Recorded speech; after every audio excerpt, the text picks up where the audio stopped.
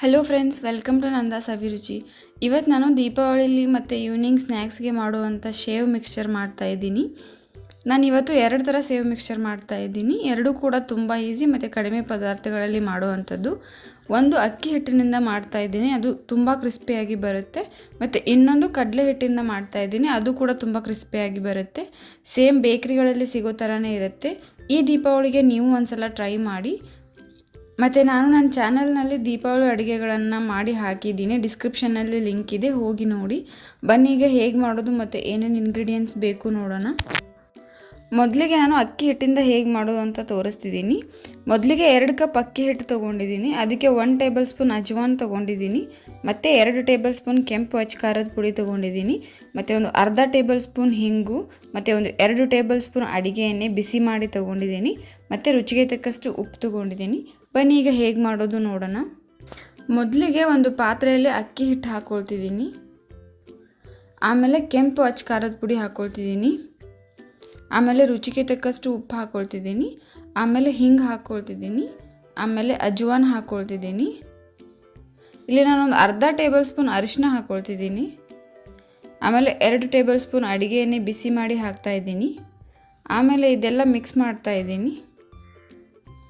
ಆಮೇಲೆ ಇದಕ್ಕೆ ಸ್ವಲ್ಪನೇ ನೀರು ಹಾಕ್ಕೊಂಡು ಇದನ್ನು ಚಪಾತಿ ಹಿಟ್ಟನ್ನು ಅದಕ್ಕೆ ಕಲಿಸ್ಕೋಬೇಕು.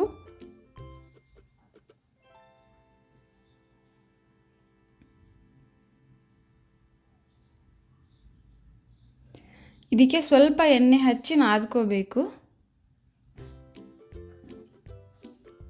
ಆಮೇಲೆ ಈ ರೀತಿಯಾಗಿರೋ ಸಂಡಿಗೆ ಮನೆ ತೊಗೊಂಡು ಅದಕ್ಕೆ ಸ್ವಲ್ಪ ಸೈಡಿಗೆಲ್ಲ ಎಣ್ಣೆ ಹಚ್ಚಿ ಸಣ್ಣ ಸಣ್ಣ ಉಂಡೆ ಮಾಡಿ ಅದರೊಳಗಡೆ ಹಾಕ್ಕೊಂಡು ಅದನ್ನು ಎಣ್ಣೆಯಲ್ಲಿ ಬಿಡಬೇಕು. ನೀವು ಲೋ ಫ್ಲೇಮಲ್ಲಿ ಇರಬೇಕು.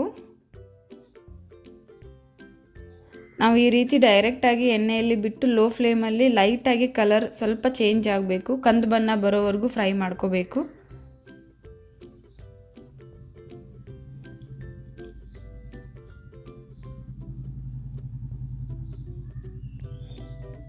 ಇದು ಸ್ವಲ್ಪ ಕಂದು ಬಣ್ಣ ಬಂದ ಮೇಲೆ ಸ್ವಲ್ಪ ಕ್ರಿಸ್ಪಿಯಾಗಿ ಬರುತ್ತೆ ನೋಡಿ. ಇಷ್ಟೇ, ಅಕ್ಕಿ ಹಿಟ್ಟಿಂದ ಮಾಡಿರೋ ಸೇವ್ ಮಿಕ್ಸ್ಚರ್ ರೆಡಿ ಆಯಿತು.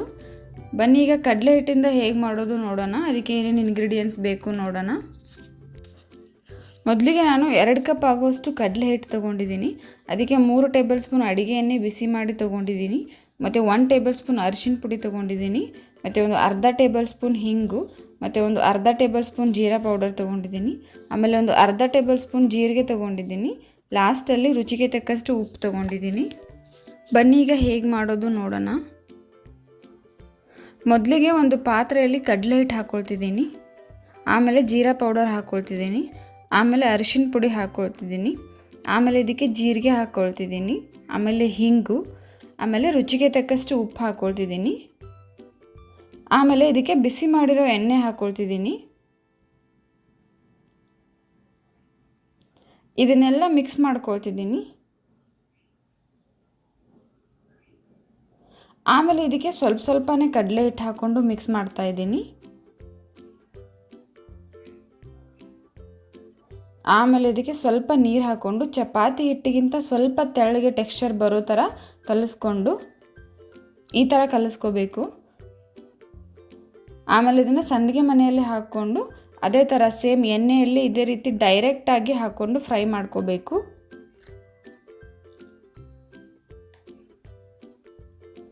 ಇದು ಕೂಡ ಹಾಕಿದ ಮೇಲೆ ಸ್ವಲ್ಪ ಕ್ರಿಸ್ಪಿಯಾಗಿ ಮತ್ತು ಸ್ವಲ್ಪ ಕಲರ್ ಚೇಂಜ್ ಆಗಿ ಕಂದು ಬಣ್ಣ ಬರುತ್ತೆ, ಅಲ್ಲಿವರೆಗೂ ಫ್ರೈ ಮಾಡ್ಕೋಬೇಕು.